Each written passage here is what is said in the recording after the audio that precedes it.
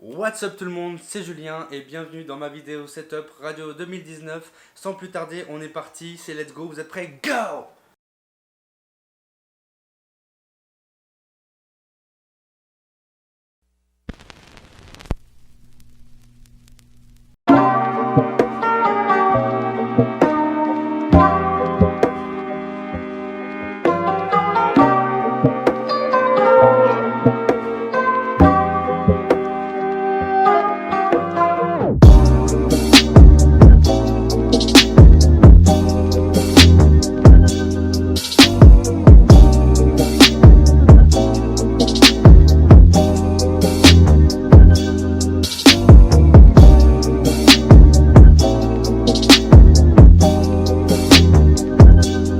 Pour la partie technique, c'est une nouvelle console de mixage que j'ai depuis quelques mois. C'est la Alto Live 2404, j'en suis hyper content. Donc, vous avez, je crois, 16 entrées micro, 4 entrées lignes, voilà pour ceux qui connaissent, donc 4 entrées pour les musiques et 16 plutôt pour les micros. Elle est hyper complète, elle est vraiment géniale.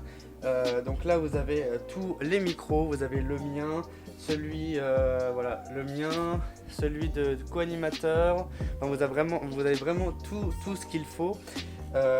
Ensuite vous avez tous les trois autres micros des co-animateurs juste là.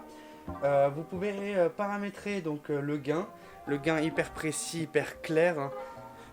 La compression, ça c'est pas mal, c'est une compression d'appoint, donc ça permet en fait tout simplement de faire en sorte que le son soit plus clair, soit à peu près plus normalisé on va dire. Vous avez les EQ, donc là si on veut une voix un peu plus grave, un peu plus aiguë selon ce qu'on veut. Alors pareil c'est un EQ d'appoint, mais ça fait quand même bien le taf, j'en suis hyper content. Vous avez 4 entrées, enfin 4 sorties pardon, auxiliaires. C'est pour faire sortir par exemple si on veut envoyer le son au standard, enfin on aura le temps d'en parler plus tard, mais c'est pour envoyer le son au standard, ça se passe ici. Et vous avez le pan, donc c'est pour mettre le son un peu plus à gauche, un peu plus à droite.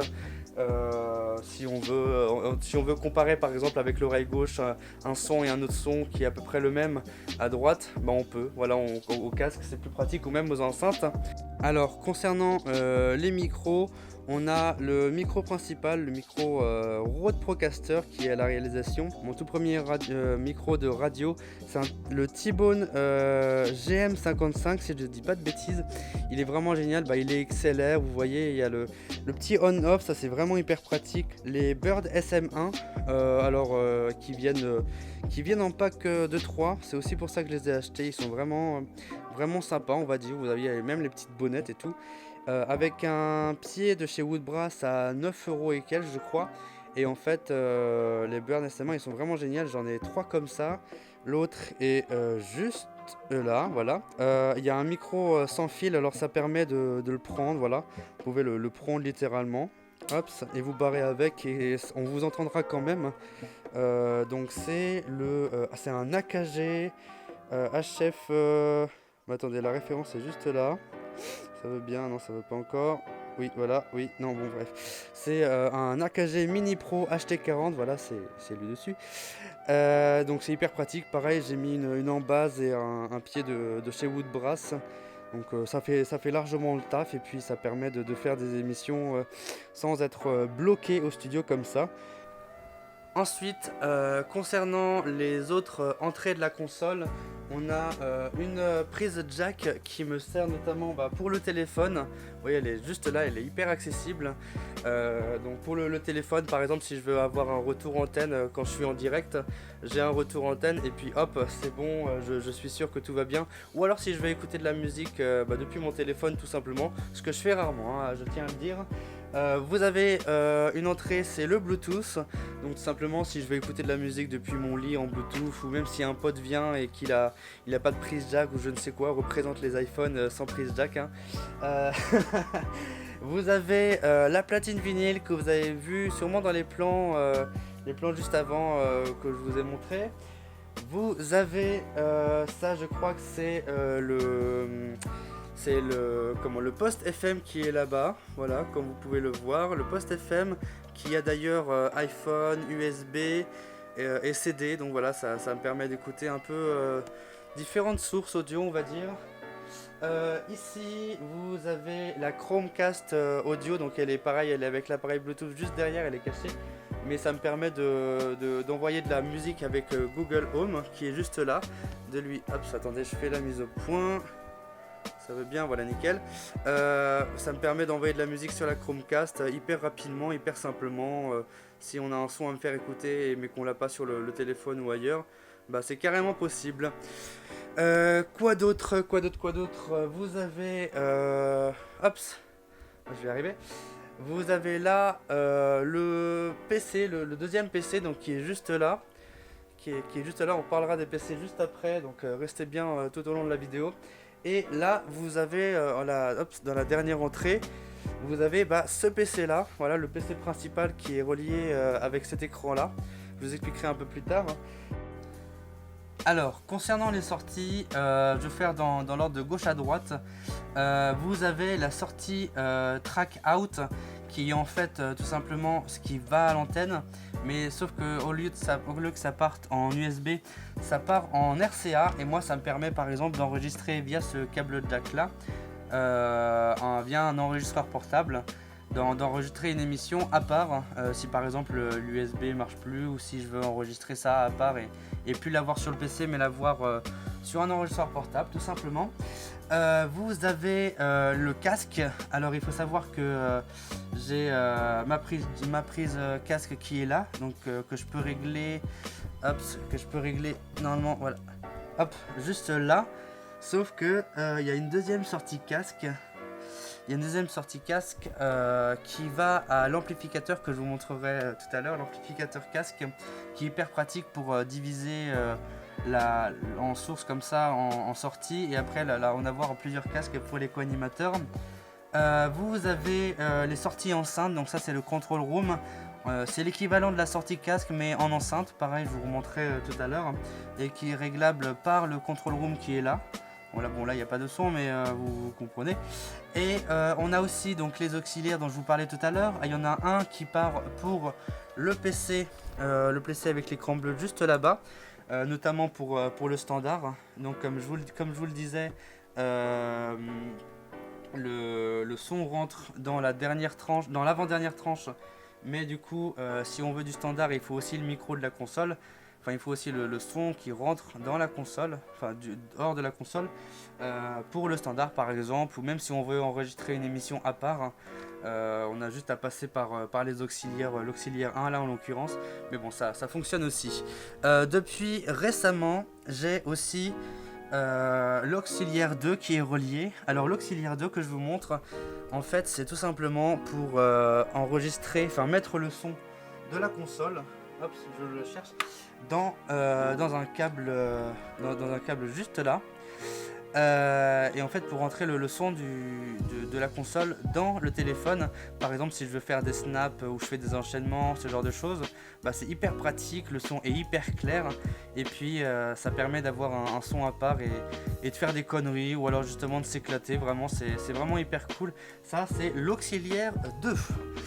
On va passer au reste, et enfin en dernier, alors moins important mais je l'utilise quand même, c'est les sous-groupes 1 et 2. Alors les sous-groupes 1 et 2 c'est pour une deuxième paire d'enceintes, et en fait c'est pour comment dire, le sous-groupe 1 et 2 je l'ai assimilé à ce qui ne part pas à l'antenne, c'est à dire que ça rentre pas dans le PC tout simplement, et ça me permet via, attention, hop, ce contrôleur là, ce contrôleur-ci, ça me permet d'avoir un retour hors antenne assez pratique, et via une autre paire d'enceintes.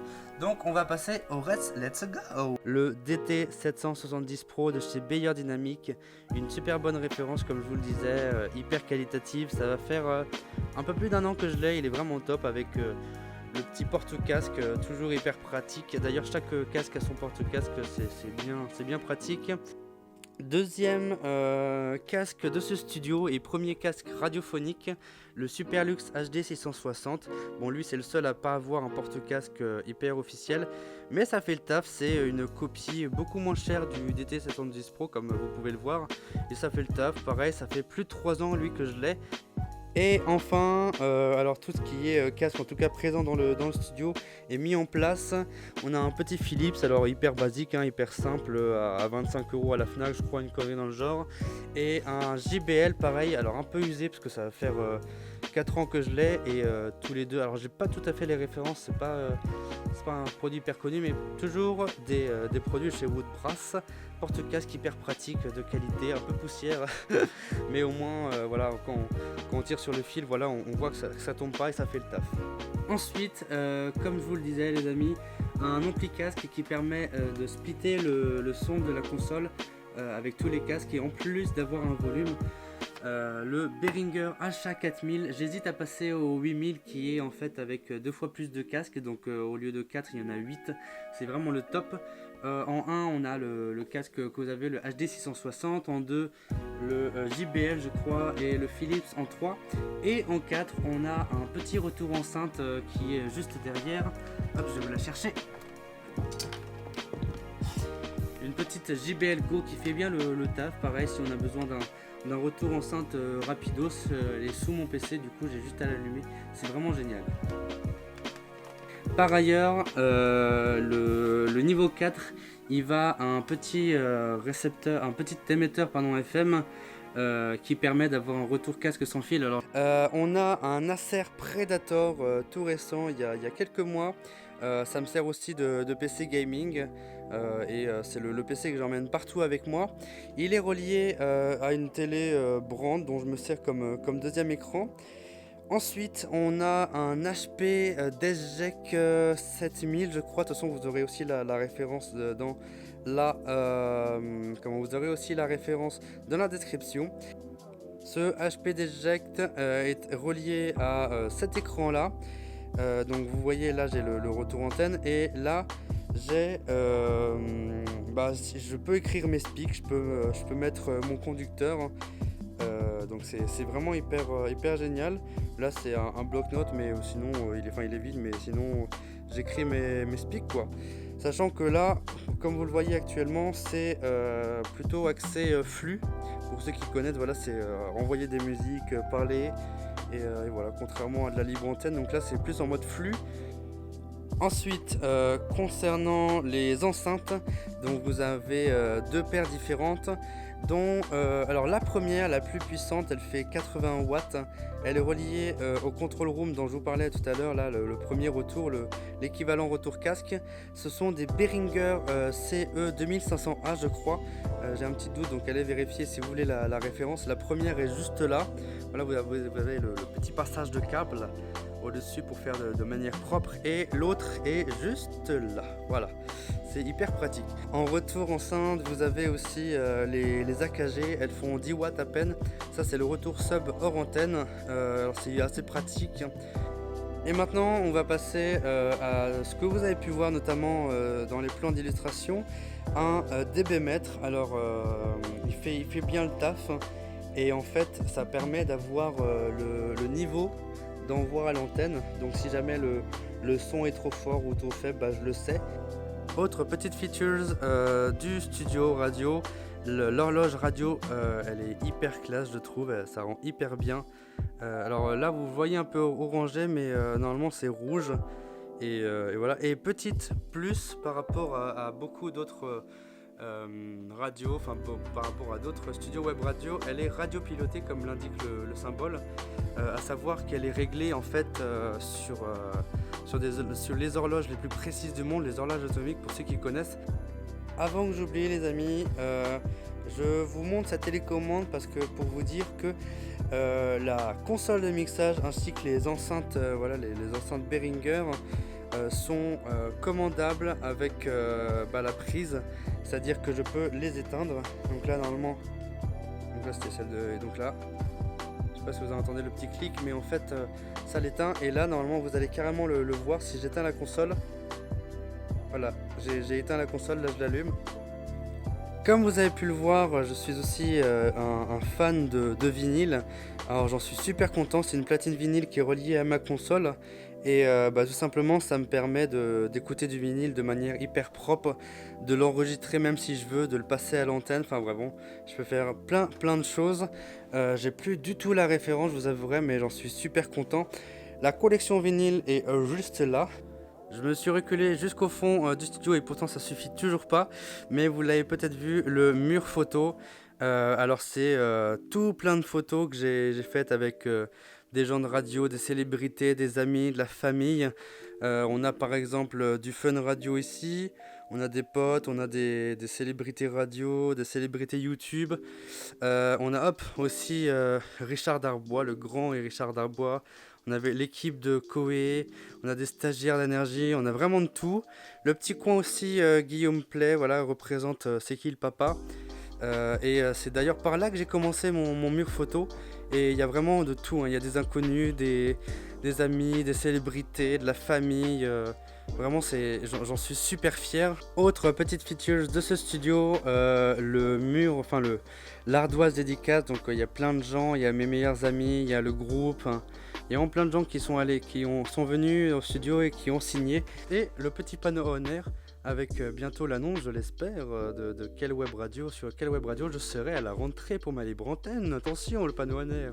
Ensuite, on continue avec la partie musique, parce qu'il y a ma toute première guitare, ma guitare sèche. Il y a une autre guitare derrière qui est à réparer, parce que je l'ai trouvée dans la rue et elle est largement cassée, mais elle est réparable et puis ça donnera un hyper bon son. Deuxième partie plus organisée que vous avez peut-être vu dans les plans, c'est une Fender Squier Boulette, je crois, qui est attachée. Voilà, je trouve que ça rend vraiment hyper bien. En plus, juste à côté du petit miroir, on a une boîte à médiator, voilà, pour ceux qui font de la musique, de la guitare. On a on a un ouvre bouteille de bière, notamment Thomann stickers de batterie. On a un porte médiator juste ici. Voilà, concernant cette partie musique, tout simplement. Mon premier flight case, celui de la Behringer que vous voyez juste là, que je vous présenterai juste après. Alors là, on a plein de matos. On a vraiment plein de matos radio, de matos musique et radio, particulièrement. Hop là, petit zoom, c'est toujours pas bon. Hop, voilà, nickel, ça va glisser. Donc on a des bonnettes. On a le masque de Guillaume Play d'ailleurs. Hein. On a des sacs du salon de la radio, on a des housses de guitare, des bonnettes comme je vous le disais, le micro de rechange, le Bird SM1, le troisième, celui que je n'ai pas mis. On a des doubleurs jack aussi, on a vraiment plein de choses, on a des adaptateurs là-bas, on a un autre casque, on a des câbles, on a vraiment plein de choses, des écouteurs, des casques, des bouchons anti-bruit aussi, enfin il y a vraiment de tout, c'est ça qui est génial. Ensuite, comme je vous le disais, donc ça c'est le flight case, mais surtout c'est ma toute première console, la Behringer Xenix 2222 USB. Elle est vraiment géniale, elle tient depuis plus de 3 ans, il y a plein de sous-groupes, elle est de bonne qualité, il y a assez de micros pour largement assez pour une libre antenne, on peut mettre même des guitares, enfin voilà, c'est vraiment hyper complet. Avant que j'oublie aussi les amis, il y a mon ampli guitare, le Fender, dont j'ai totalement oublié la référence, il est vraiment génial. Toujours voilà, relié, tout est prêt à être utilisé dans le studio, c'est vraiment top. Voilà, Fender Mustang, tout vraiment génial avec un foot switch, l'entrée guitare, le retour casque.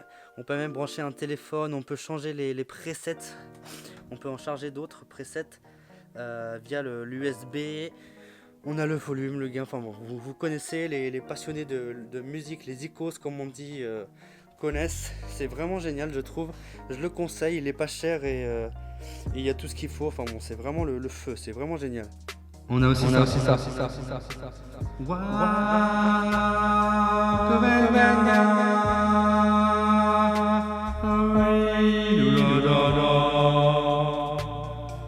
Voilà, pour vous montrer l'effet, comment ça prend.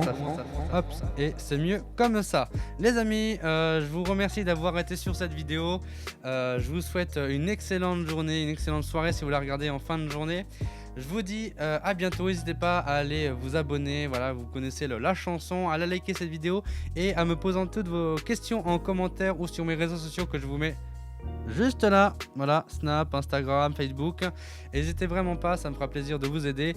Je vous le rappelle en description, tous les liens, les références. Voilà, je vous dis à très bientôt. C'était Julien. Ciao!